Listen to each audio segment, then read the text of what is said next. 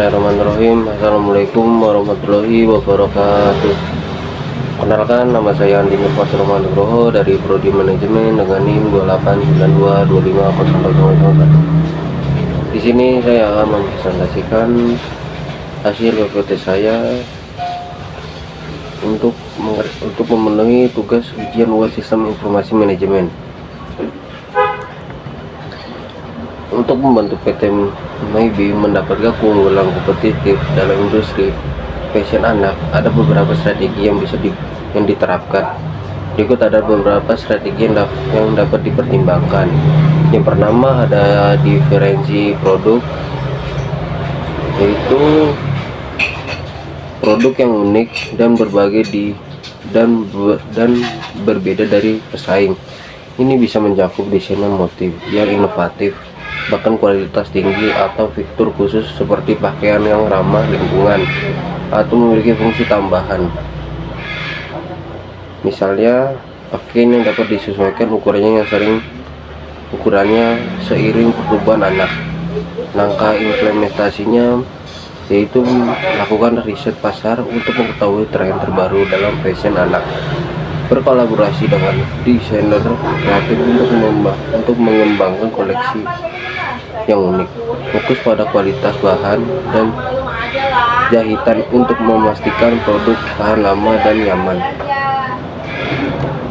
Yang kedua itu ada pemasaran digital yang efektif, yaitu memanfaatkan platform digital untuk mempromosikan produk yang menjangkau audiens yang lebih luas.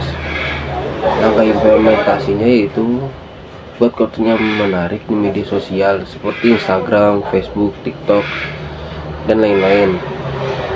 Memanfaatkan iklan berlayar di media sosial untuk meningkatkan visibilitas. Membangun toko online yang mudah digunakan dan mobile friendly. Dan selanjutnya mengkolaborasi dengan influencer rating untuk mempromosikan produk. Yang ketiga ada pelayanan pelanggan yang unggul, yaitu berikan memberikan pelayanan purna yang baik, seperti kebijakan rektur yang mudah dan layanan pelanggan yang responsif. Langkah implementasinya yaitu melatih staf untuk memberikan layanan yang ramah, responsif, yang membantu menawarkan kebijakan pengembalian yang fleksibel dan tanpa masalah. Guna chatbots atau layanan pelanggan 24/7 untuk menangani pertanyaan pelanggan yang cepat. Yang keempat ada efisiensi operasional, yaitu menggunakan sistem manajemen inventory yang baik untuk menghindari overstock atau out of stock yang bisa merugikan perusahaan. Langkah implementasinya yaitu yang pertama adopsi teknologi otomatis dalam produksi dan manajemen inventaris. Yang kedua kerjasama dengan pemasok yang dapat diadakan untuk memastikan bahan baku berkualitas dengan biaya yang kompetitif. Yang ketiga gunakan analisis data untuk memprediksi permintaan dan mengelola persediaan dengan lebih baik. Yang kelima ada branding yang kuat, yaitu menciptakan kesan yang konsisten dan positif tentang merek yang dapat meningkatkan kesetiaan pelanggan dan membedakan produk atau layanan dari pesaing. Langkah implementasinya yaitu yang pertama kembangkan cerita merek yang menggambarkan nilai-nilai misi perusahaan,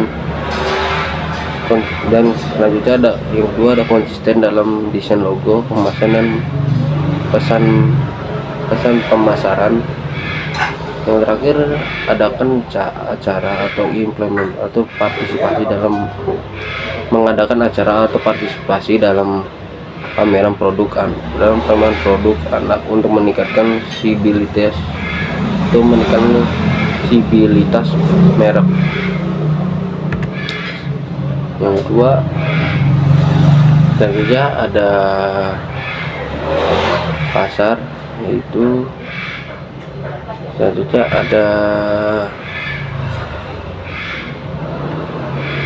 ada fermentasi pasar baru, yaitu memperluaskan basis pelanggan untuk meningkatkan penjualan dan mengembangkan bisnis ke wilayah atau segmen baru. Nah, implementasinya itu yang pertama, identifikasi pasar potensial di wilayah atau negara lain yang memiliki permintaan tinggi untuk produk fashion anak. Yang kedua, ada sesuai produk dengan fermentasi lokal jika diperlukan. Yang ketiga, gunakan analisis pasar untuk memahami kebutuhan dan preferensi konsumsi di pasar baru. Yang ketujuh, ada program loyalitas pelanggan, yaitu meningkatkan retensi pelanggan dengan menawarkan insentif dan program loyalitas. Langkah implementasinya itu yang pertama, kembangkan program loyalitas yang memberikan poin atau diskon untuk pembelian berulang. Yang kedua, tawarkan penawaran eksekutif, eksklusif, dan produk khusus untuk anggota loyalitas. Yang ketiga, produk dan branding kuat. Yang pertama itu ada koleksi pakaian ramah lingkungan. Yang kedua, ada merek, yaitu Cer. Dan yang ketiga, ada pemasaran digital yang efektif. Yang keempat, kampanye Instagram. Dan terakhir, ada kolaborasi influencer. Dengan menerapkan strategi ini, PT MEBI dapat meningkatkan keunggulan kompetitifnya, menarik lebih banyak pelanggan, dan membantu reputasi yang kuat di industri fashion anak. Oke, analisis kebutuhan sistem absensi fingerprint. Yang pertama, analisis yang pertama ada analisis kebutuhan. Yang pertama, kebutuhan fungsional, yaitu pencatatan kehadiran. Sistem harus dapat mencatat waktu kedatangan dan kepulangan karyawan menggunakan fingerprint. Yang pertama yaitu ada manajemen karyawan. Sistem harus dapat menyimpan dan mengelola data karyawan termasuk ID, nama, departemen, dan jadwal kerja. Yang kedua adalah laporan kehadiran. Sistem harus dapat menghasilkan laporan kehadiran minggu dan kehadiran harian, minggu, dan bulanan. Yang ketiga ada pengaturan jadwal. Sistem harus memungkinkan pengaturan dan mengelola jadwal kerja karyawan. Yang terakhir ada notifikasi dan peringatan. Sistem harus dapat memberikan notifikasi jika ada ketidakhadiran atau keterlambatan. Yang kedua itu kebutuhan non fungsional. Yang pertama ada keamanan. Sistem harus memastikan data karyawan aman dan hanya dapat diakses oleh pihak yang berwenang. Yang kedua,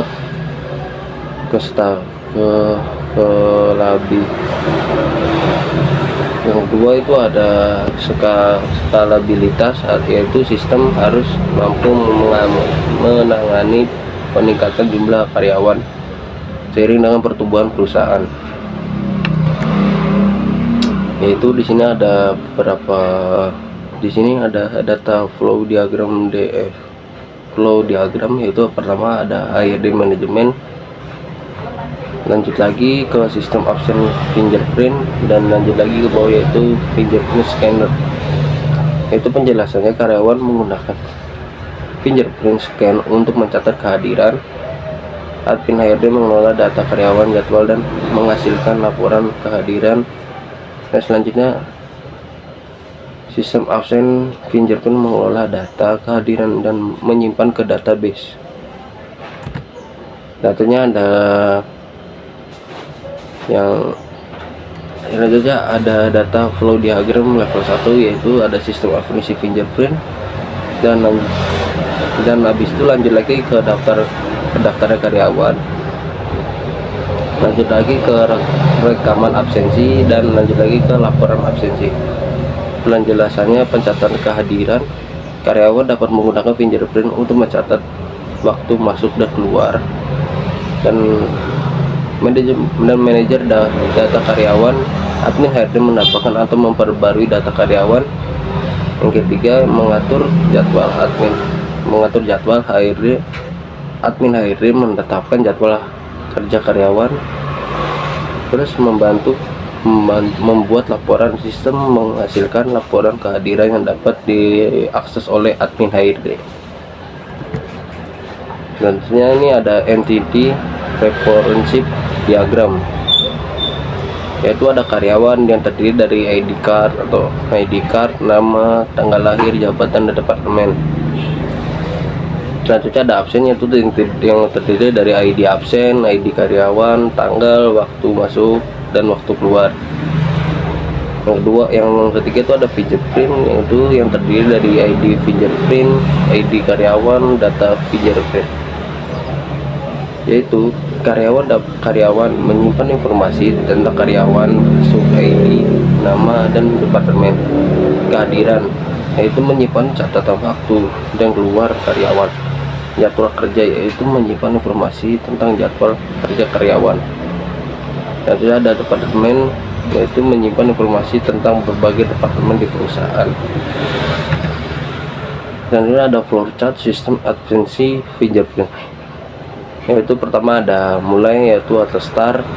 Yang kedua, 2 karyawan melakukan scan fingerprint. Yang kedua, valid. Jika tidak valid, memulai dari awal lagi. Misal valid, lanjut ke tampilan error. Nah, itu lanjut lagi ke catatan masuk atau keluar, lanjut lagi ke simpan data absensi, lanjut lagi, langsung selesai. Yaitu yang pertama penjelasannya, mulai karyawan menggunakan fingerprint untuk login. Yang kedua, verifikasi fingerprint, sistem memverifikasi fingerprint dengan database. Yang ketiga, catatan waktu. Jika verifikasi berhasil, sistem mencatat waktu masuk dan keluar. Dan selanjutnya, memperbarui data kehadiran diperbarui di database. Dan terakhir, ya selesai. Implementasi sistem hardware, yang pertama ada fingerprint scanner, yang kedua ada server database, yang ketiga komputer untuk admin HRD. Selanjutnya ada software, yaitu yang pertama ada sistem operasi server, yang kedua database management system atau DBMS, yang ketiga ada aplikasi absensi berbasis web atau desktop, yang terakhir ada API untuk integrasi fingerprint scanner. Langkah-langkah implementasinya yaitu pertama menggunakan data, yaitu mengumpulkan data karyawan yang ada dan menginput ke dalam sistem baru. Yang kedua, implementasi hardware dan software, menginstal fingerprint scanner, server dan software yang dibutuhkan. Yang ketiga, menguji sistem, melakukan pengujian sistem untuk memastikan semua fungsi berjalan dengan baik. Yang keempat yaitu pelatihan karyawan, memberikan pelatihan kepada karyawan admin HRD tentang cara menggunakan sistem baru.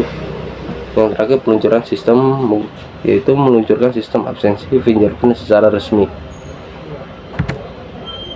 Kesimpulan dari presentasi saya yaitu, dengan implementasi sistem absensi fingerprint ini, PT Maybe akan dapat meningkatkan efisiensi dan pencatatan kehadiran karyawan, mengurangi kesalahan manusia dalam mengelola absensi, dan menyediakan data kehadiran yang akurat untuk pengambilan keputusan manajemen. Mungkin itu saja yang dapat saya sampaikan. Kurang lebihnya mohon maaf. Wassalamualaikum warahmatullahi wabarakatuh.